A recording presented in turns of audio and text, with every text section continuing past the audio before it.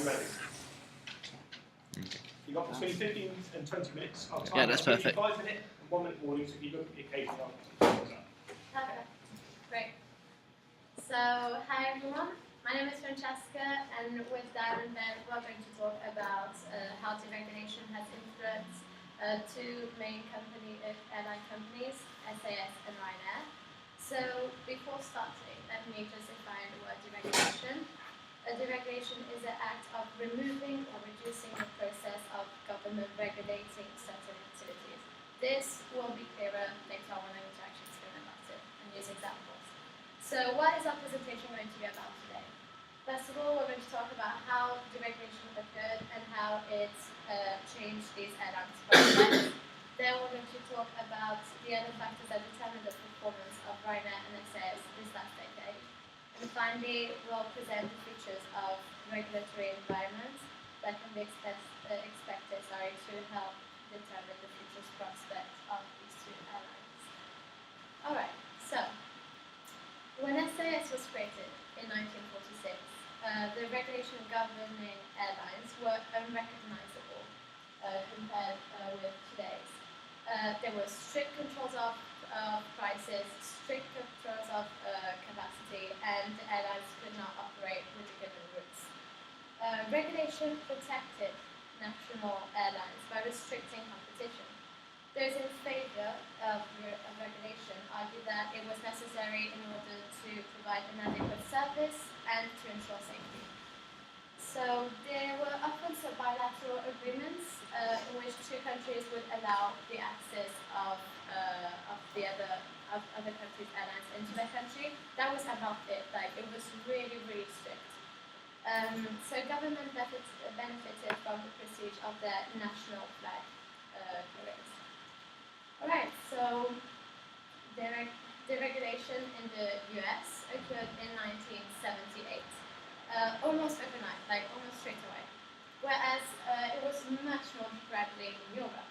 This is because there was every single country had all these countries had their own national regulatory agency.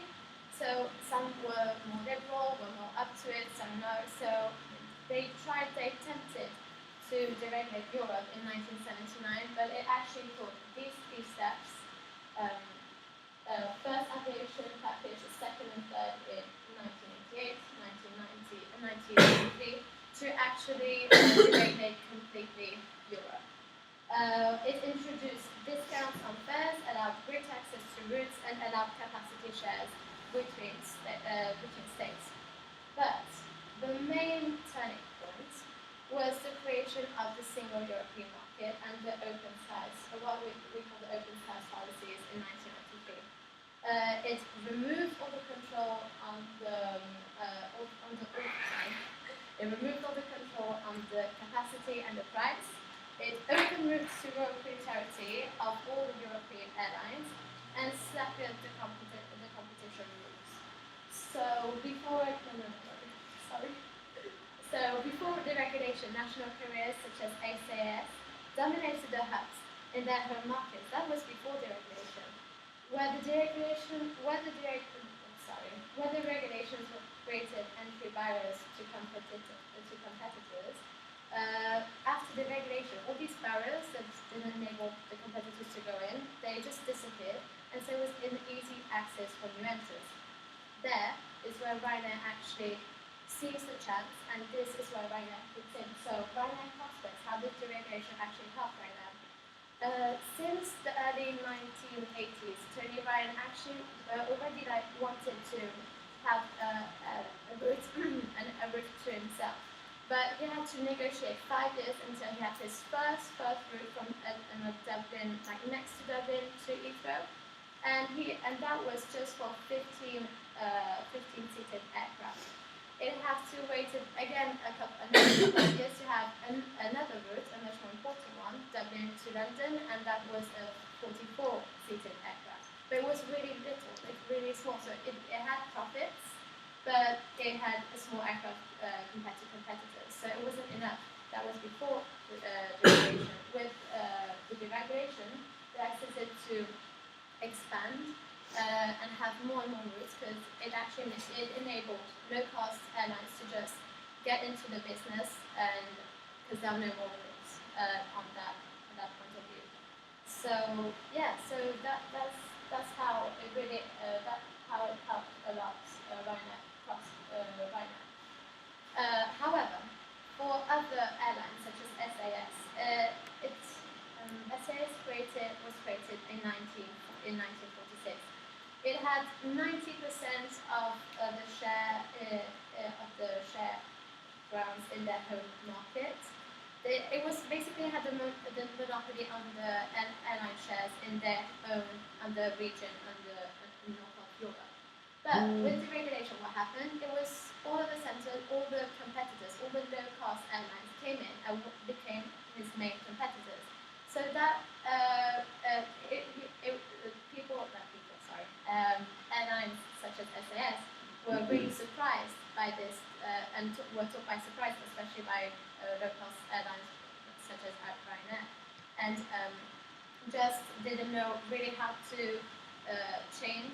It was so a drastic change for them. So what they actually did is concentrate more on the transatlantic flights, given that the short flights were basically the competition was way over. They had succeeded much more than SAS did. So yeah, that's about it for the first part. There are many other factors aside from deregulation that we can look at to reason behind what happened. For example, we become a pioneer of competition, market position, and management. Ryanair is known for its cheap, no-frills travel experience and doesn't care about its reputation that part in the press or the media. It focuses on providing a simple service for people who just want to get to their destination in the cheapest possible way. Michael O'Leary cut costs in all areas. He refused to negotiate with unions, with the result of pilots were flying 80 to 90 hours a month, which is close to the legal limit of 100 hours. He also cut meals supplied during flights, therefore reducing the number of flight attendants. He also stopped allocating seats to passengers. He also bought only one type of aircraft, which reduced both training costs and engineer costs and the number of spare parts needed, so it's very effective. Moreover, his whole ethos can be summed up by a quote from The Guardian on strategy, which says, "Most customers of airlines want to get to places cheaply, quickly and safely, and that's all they care about."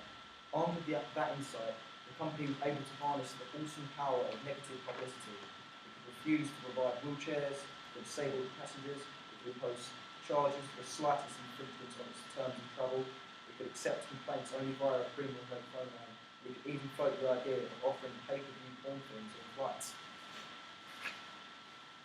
Also, the increase in use of Ryanair could be linked to the current economic climate.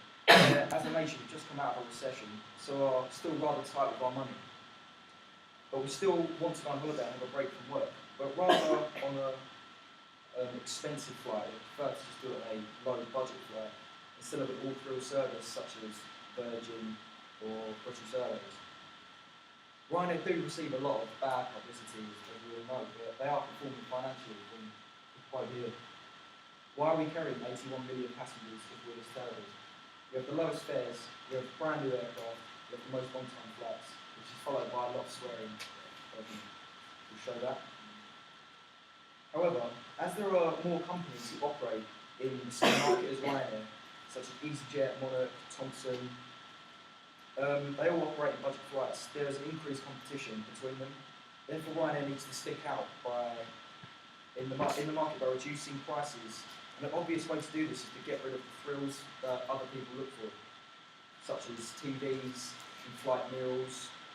They could even float ideas like paying for the toilet, or in future, we read an article about having to stand on the plane, which is quite ridiculous to some people, but O'Leary was pretty adamant you could get away with it in the future. However, when we take a more conservative look at the situation customers face when going on holiday, we have to ask ourselves whether we can afford the luxurious air travel, or we're better off having cheap flights and a better accommodation. So Ryanair really did hit the nail on the head there, because they noticed that people were more prepared to suffer a poor flight for a couple of hours than wanting to suffer a mediocre holiday later on.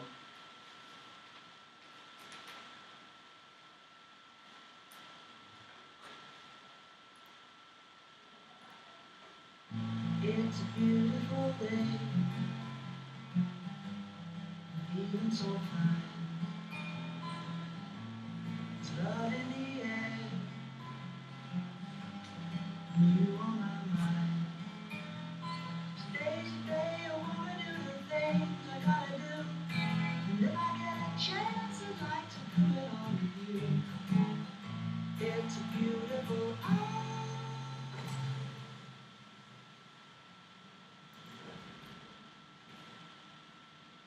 It's a beautiful day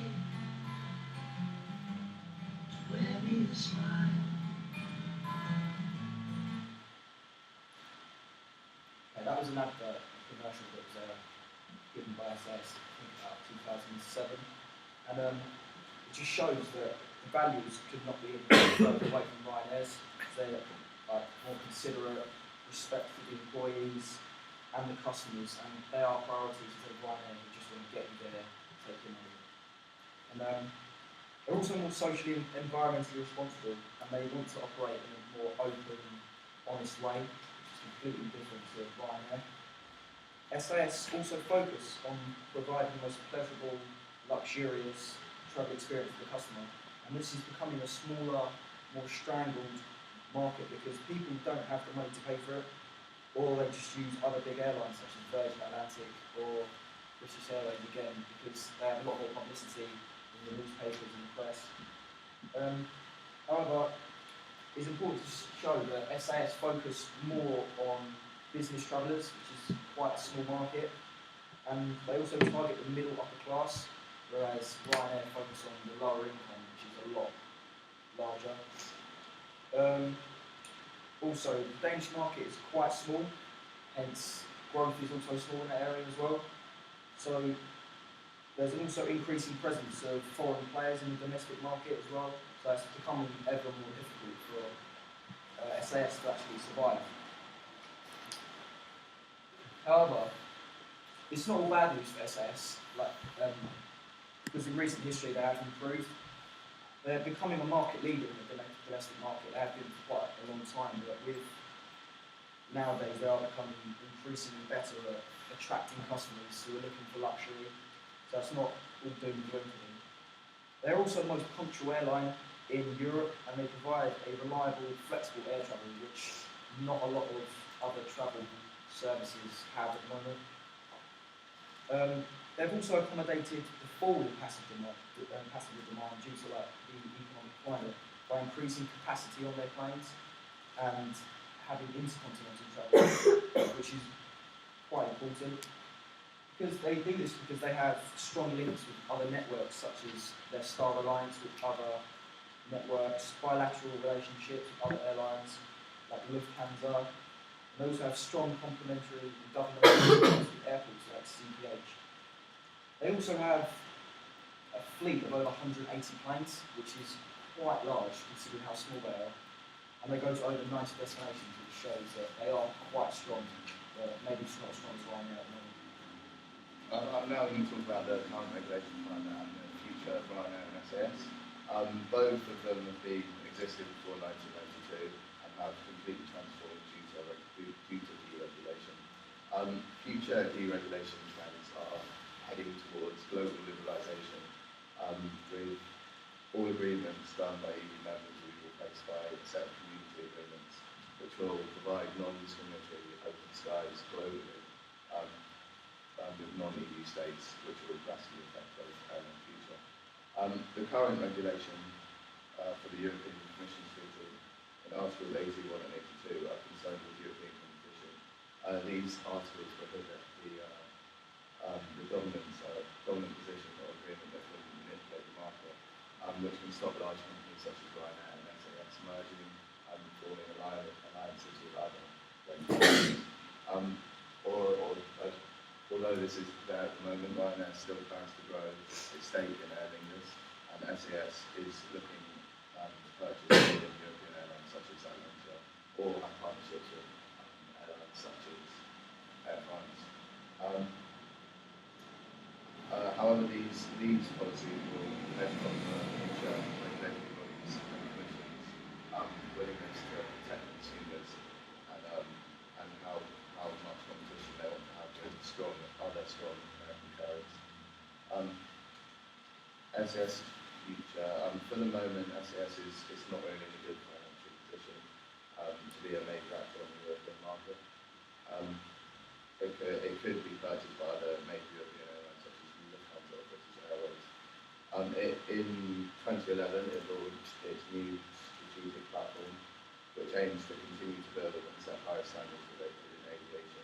It claims to reduce unit costs by 23% since 2008 and has achieved its highest consumer satisfaction rates in 11 years. Trends towards liberalisation and future deregulation may bring threats to flag carriers such as SAS, but they can also bring about huge entrepreneurial opportunities in innovation. In the future, SAS will have to be far more competitive and find new innovation in order to compete with the fierce competition of the low-cost carriers. For Ryanair, currently the European Union Antitrust wants to phase out most government subsidies. This ban could lead to higher operating costs for carriers that operate out of smaller secondary airports, of which Ryanair flies almost exclusively to such airports to keep costs down.